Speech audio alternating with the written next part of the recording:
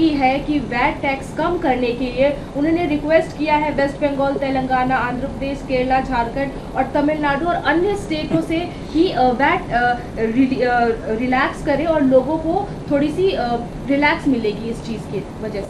मुझे ये तो पता है कि प्रधानमंत्री जी को आर्थिक विषयों का ज्ञान नहीं, क्योंकि वो MA in entire political science है। पर प्रधानमंत्री जी, आपके सलाहकारों को भी ध्यान नहीं है।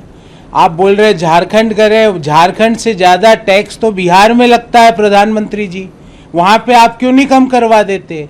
आप कह रहे हैं कि राजस्थान कम करे, राजस्थान से ज़्यादा तो पेट्रोल पर टैक्स मध्य प्रदेश में लगता है प्रधानमंत्री जी।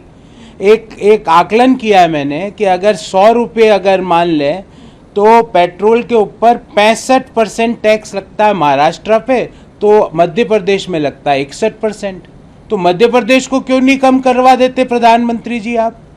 एक झारखंड में अगर पेट्रोल के ऊपर अगर टैक्स लगता है 52%, तो बिहार में लगता है 53%।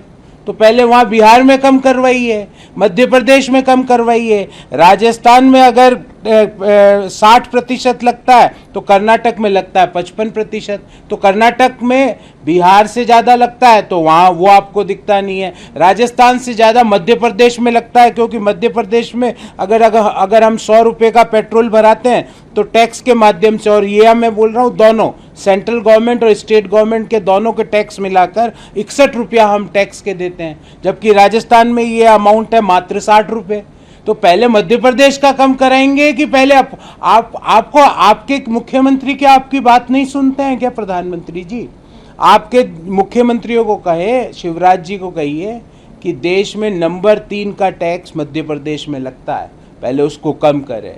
झारखंड, राजस्थान, छत्तीसगढ़, इनसे ज़्यादा टैक्स लगता है मध्य प्रदेश में, उसको कम कराइए। झारखंड से ज़्यादा टैक्स लगता है बिहार में, उसको कम करवाइए।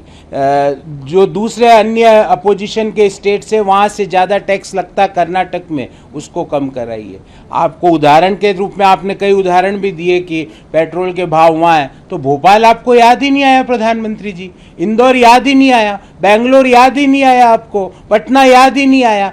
पटना में पेट्रोल की कीमत रांची से ज़्यादा है, भोपाल में पेट्रोल की कीमत जयपुर से ज़्यादा है, बेंगलोर में पेट्रोल की जो कीमत है वो रांची से ज़्यादा है। तो ये चीज़ें भी आप देखिए, नंबर 1। नंबर दूसरा, मेरा एक आर्ग्यूमेंट है, प्रधानमंत्री जी आप तो 1 नेशन 1 फलाना 1 ढिमकाना, इसके आप इस प्रोसेस को आगे बढ़ाते हैं, तो 1 नेशन 1 फ्यूल टैक्स क्यों नहीं कर देते आप?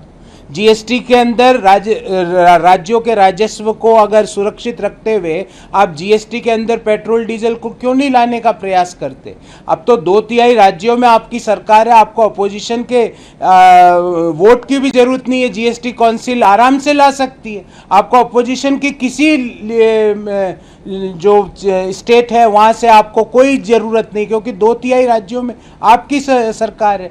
तीसरा, प्रधानमंत्री जी पिछले 8 साल में पेट्रोल डीजल से एक्साइज ड्यूटी लगाकर भारत सरकार ने 26,51,919 करोड़ रुपए एकत्रित किए। वो पैसे कहाँ है? और उसमें से आधे से ज़्यादा सेस के रूप में एकत्रित किए, अर्थात उसमें राज्यों को कुछ नहीं मिला, वो सारा पैसा भारत सरकार की किटी में चले गया। तो आपने आज 3 गलत जानकारियां दी।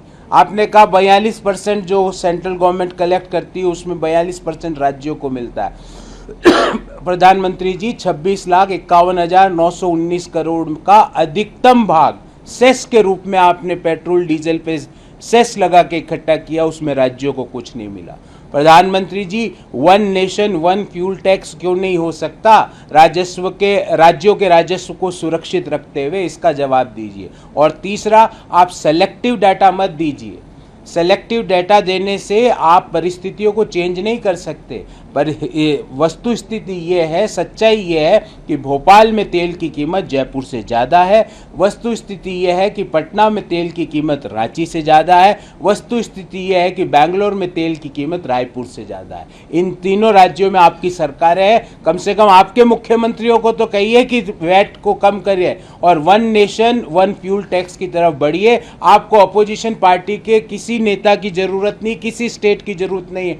जीएसटी काउंसिल में 2/3 तो आपका स्वयं की पार्टी के लोग हैं, तो 2/3 बहुमत से आप पास करवा सकते हैं। और तीसरा, ये सेस के रूप में जो आपने पैसा इकट्ठा किया है भारत के लोगों से, 26,51,919 करोड़ रुपया 8 सालों में आपने इकट्ठा किया।